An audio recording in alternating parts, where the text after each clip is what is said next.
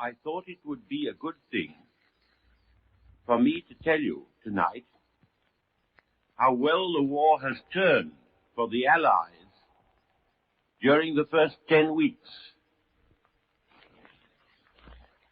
It is only after many vain attempts to remain at peace that we have been at last forced to go to war. We tried again and again to prevent this war, and for the sake of peace, we put up with a lot of things happening which ought not to have happened. But now we are at war, and we are going to make war, and persevere in making war until the other side has had enough of it. We are going to persevere as far as we can to the best of our ability, which is not small and always growing.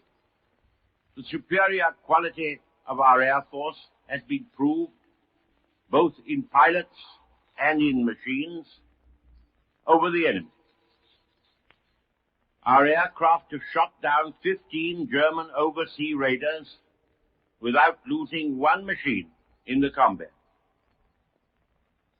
Now the mists and storms of winter wrap our island and make the continuous bombing attack of military objectives far more difficult. We have also a marked advantage in the higher range of science applied to war, and this is improving with every week that passes. I do not doubt myself that time is on our side. I go so far as to say that if we come through the winter without any large or important event occurring, we shall in fact have gained the first campaign of the war, and we shall be able to set about our task in the spring far stronger, better organized, and better armed than ever before. Let us therefore bear discomfort and many minor and even perhaps needless vexation. Let us bear them with patience, with understanding patience, because we are all the time moving forward towards greater war strength, and because Nazi Germany is all the time under the grip of our economic warfare, falling back in oil and other essential war supplies. Listeners,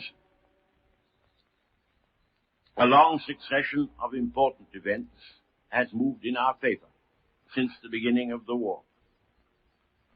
Italy, which we had feared would be drawn from her historic partnership with Britain and France in the Mediterranean, a partnership which will become increasingly fruitful, has adopted a wise policy of peace.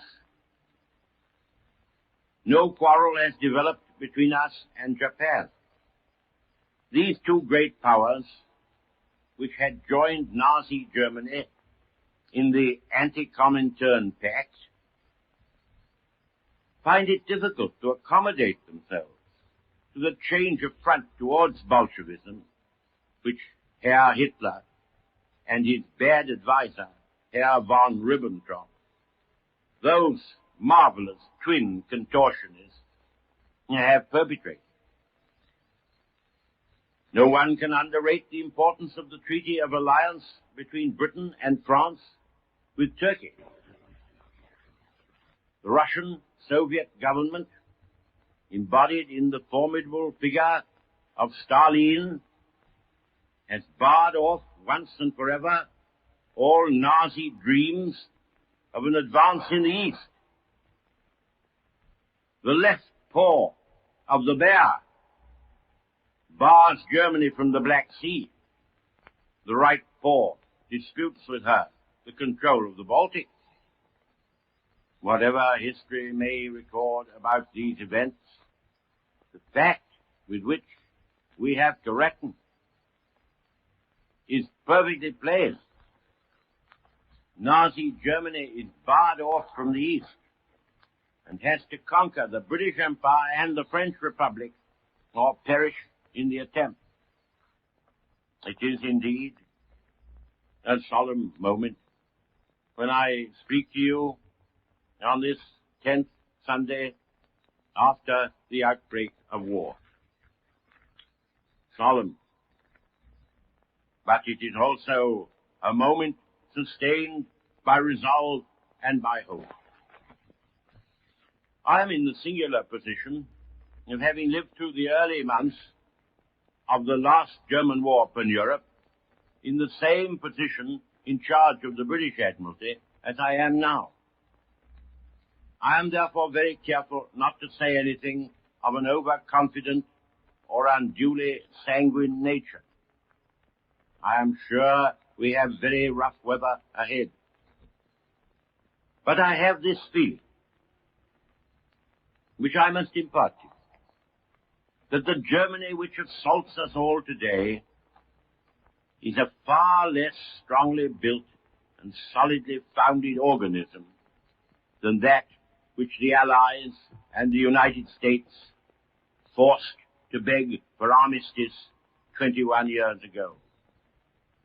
I have the sensation and also the conviction that that evil man over there and his cluster of confederates are not sure of themselves as we are sure of ourselves, that they are harassed in their guilty souls by the thought and by the fear of an ever-approaching retribution for their crimes and for the orgy of destruction in which they have plunged us all.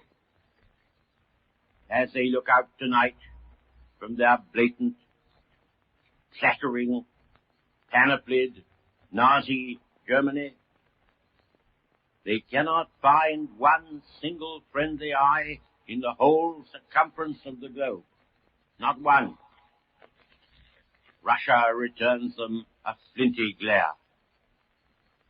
Italy averts her gaze.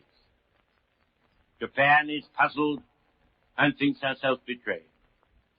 Turkey and the whole of Islam have ranged themselves instinctively but decisively on the side of progress. The hundreds of millions of people in India and China, whatever their other feelings, would regard with undisguised dread a Nazi triumph, well knowing what their fate would soon be. The great English-speaking republic across the Atlantic Ocean makes no secret of its sympathies or of its self-questioning, and it translates these sentiments into action of a character which anyone may judge for himself. The whole world is against Hitler and Hitlerism. Men of every race and clime feel that this monstrous apparition stands between them and the forward move which is their due and for which the age and times are ripe.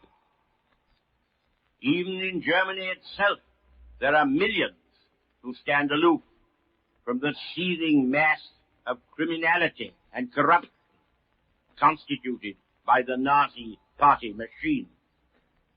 Let them then take courage amid perplexities and perils, for it may well be that the final extinction of a baleful domination will pave the way to a broader solidarity of all the men in all the lands than we ever could have planned if we had not marched together through the fire.